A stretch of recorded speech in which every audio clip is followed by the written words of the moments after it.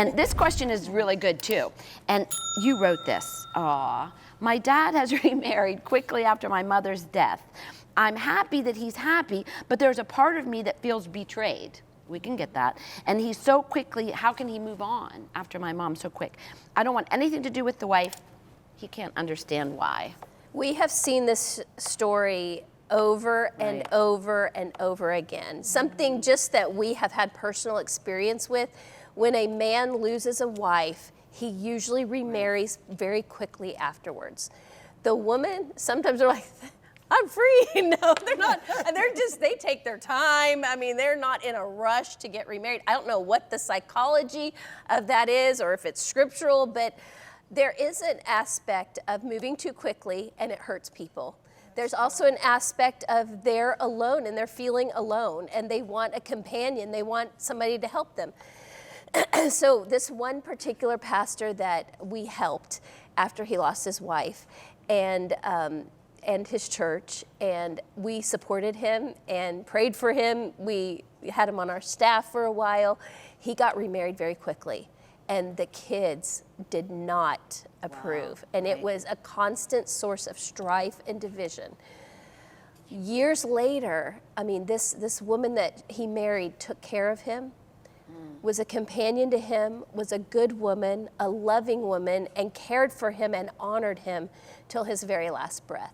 So there's that as well, is that, I mean, she took care of him in his final days of life and brought honor where there would have probably been aloneness and emptiness. So it is a brutal, beautiful thing. You know, and depending on the age and the stage and the circumstance and the age of the and kids the story. too. I think depends on the age of the children. I was going to say that. I think for sure, personally speaking, I mean, even being a widow, you know, my children are grown, but I still definitely consider them as, who would have known that I would actually be living some of the questions we talked about prior to, you know, what do you do, you know, blah, blah, blah, blah. And I would always say things like, well, you know, I want to secure my children's future. I'm not really excited about somebody coming and riding on a horse and, you know what I mean, what are you taking off with? What's on the backpack? I want my children to have what they're supposed to have. So, so that's from the grown person's having grown children.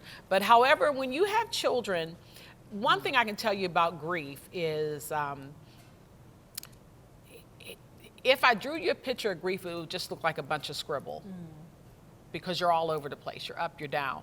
And usually 9 times out of 10, when somebody marries fast like that, they are not ready. They are not healed. They have not grieved properly. They do not have the closure. So you're not thinking clearly. And sometimes if a man is left with children, women too, I don't want to be gender biased, you know, the fear of how do I pay the bills? Who's going to help me raise the children? I got daughters. I don't know how to teach them, blah, blah. So you're really doing it for the wrong reasons. And you're actually trying to make that person your God.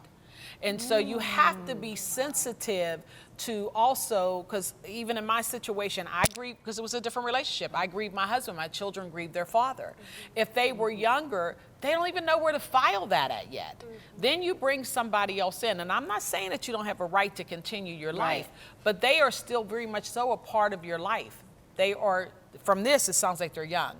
It doesn't say, well. No, but the way it sounds, I'm assuming, so we're addressing both. We hit the older, now we're on the children that you're still raising and growing up in the home. The other thing is that you have to realize too, it's going to take those children a while because there's that disloyalty thing there, you know, where I feel like Corey was my mom and then he marries you. Well, my loyalty lies with my mother, you know, so that's going to take a while to work out. And I think one of the biggest things anybody can do entering into a marriage such as that is to assume your own place. Don't try to take the mother's place. Don't try to take the father's place. If you're the step parent, as they would say. But you know, I really think that sometimes people just do it way too fast and quit trying to spiritualize it.